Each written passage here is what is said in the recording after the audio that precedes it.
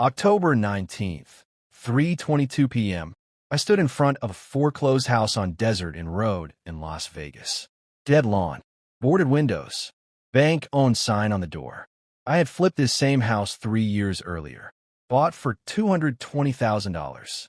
Put $40,000 I in. Sold for $410,000. Now, it was worth $165,000. The for sale sign had a phone number. I didn't call. I was 35 years old in 2006. Construction manager. Ran crews for a home builder. Made $85,000 a year. But I had a side hustle, flipping houses. Between 2004 and 2006, I bought and flipped 14 houses in the Las Vegas Valley. At my peak, my net worth was $4.5 million on paper. I had $3.2 million in cash from flips. I had 8 mortgages. For construction loans. I was leveraged to my eyeballs. My name is Tony. I grew up in North Las Vegas. My dad was an electrician. He worked 60 hours a week. My mom stayed home. I started working construction at 18, right out of high school. By 30, I knew every contractor in town. I could look at a house and tell you within $5,000 what it needed. I was good. Too good. The first flip was a small ranch on Charleston Boulevard. Bought it for $180,000. Put $25,000 into it. New kitchen, new bath, paint, flooring. Sold it for $275,000 4 months later. Profit, $70,000. I was hooked. I remember the feeling. Like winning a slot machine, but better. Because I did the work. I earned it. The second flip was bigger. A split level on Eastern Avenue. Bought for $240,000. Put $50,000 I in. Sold for $380,000. Profit, $90,000. That was 2004. The market was hot. Everything I touched turned to gold. I started telling people real estate is the only investment that matters. I said that at a barbecue. My brother-in-law laughed. I didn't. By 2005, I had quit my construction manager job. My wife, Maria, was scared. She sat me down at the kitchen table. Our kitchen table was oak. She had a cup of coffee. She said, "What if the market crashes?" I said, "It won't." She said, "How do you know?" I said, "Because everyone is buying." That was the stupidest thing I've ever said. I still hear those words in my head. I flipped 8 houses in 2005 alone. My biggest win was a property on Rainbow Boulevard. Bought for $310,000. Put $60,000 I in. New roof. New HVAC. Landscaping. Sold for $590,000. Profit, $220,000 in 5 months. I bought a brand new Ford F-350 King Ranch. $68,000. Paid cash. I bought a Rolex Submariner. $14,000. I bought Maria a diamond necklace from a jeweler on the Strip.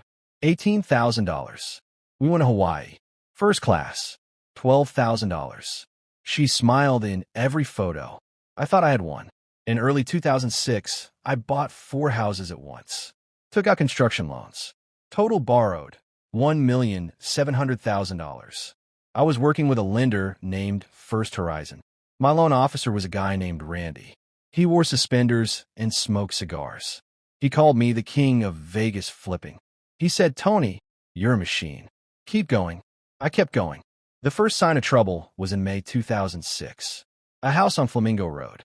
Bought for $380,000. Put $70,000 I in. Listed for $520,000. No offers in 30 days. Dropped to $490,000. No offers. Dropped to $450,000. A lowball offer came in at $410,000. I took it. Lost $40,000. I told myself it was a fluke. A one-time thing. The market was just taking a breath. The second sign was a house on Jones Boulevard. Bought for $420,000. Put $55,000 I in. Listed for $560,000. Sat for 3 months. Sold for $475,000. Lost $20,000. My construction loans were coming due. Interest payments were $18,000 a month. I had burned through my cash. I owed $2,800,000 on properties worth maybe $2,200,000. I did the math on a napkin at a diner. I couldn't finish my sandwich. I went to Randy at First Horizon. I said, I need an extension. He said, I can't. The bank is tightening. I said, I've done 14 flips with you. He said, I know. I'm sorry. He looked at his shoes. I left. I never saw him again. October 2006. I stopped paying contractors. A framer named Javier left me a voicemail. He said, Tony, you owe me $14,000. I have kids. 2 boys. They need shoes. I didn't call him back. I still feel bad about that. I think about Javier when I can't sleep.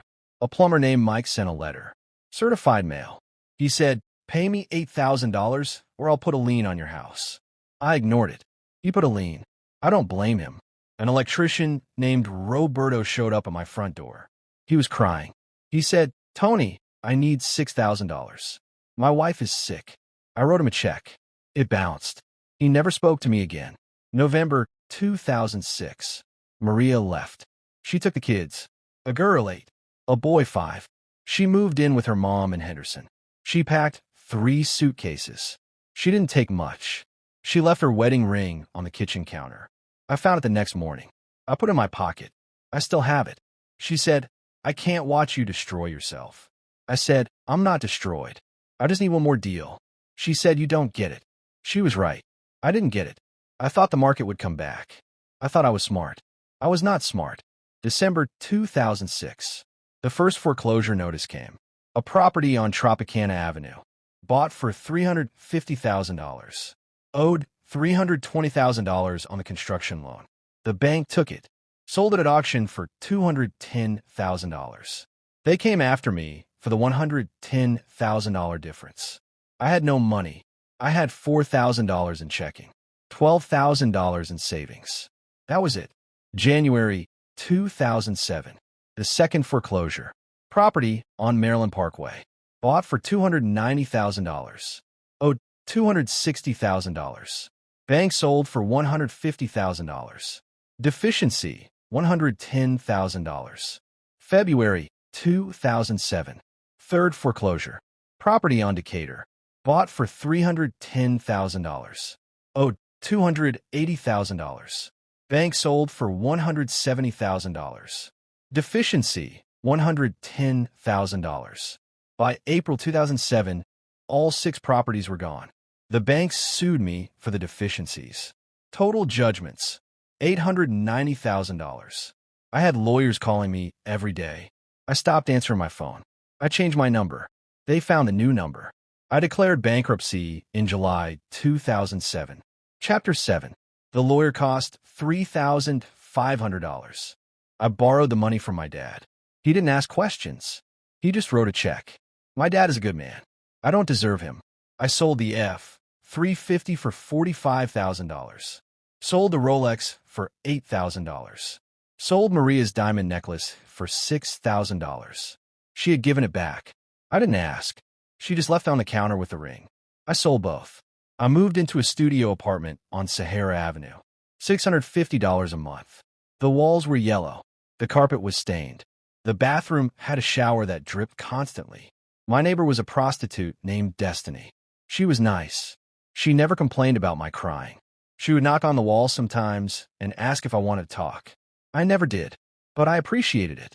I got a job as a site supervisor for a small construction company. $65,000 a year. Half of what I used to make.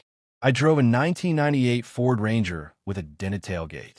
The AC didn't work. In Vegas. In August. I lost 25 pounds from sweating. I didn't have air conditioning in the apartment either. I slept on top of the sheets with a fan blowing directly on my face. I didn't see my kids for 6 months. Maria wouldn't let me. She said, you need to get stable. She was right. I was not stable.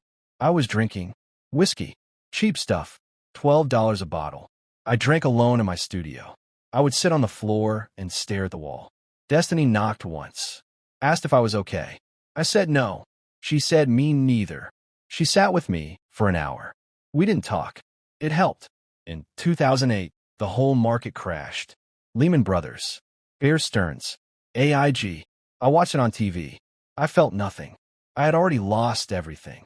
I was just early. I remember thinking, now everyone knows how I feel. By 2010, I had paid off most of the deficiency judgments.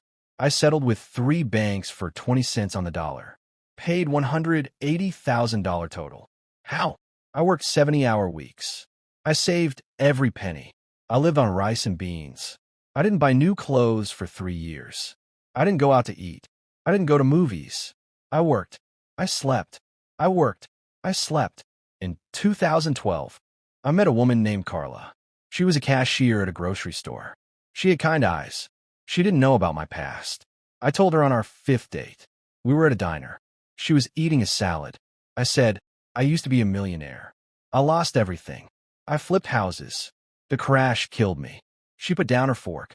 She said, everyone makes mistakes. I said, I lost $4 million. She said, you're still here.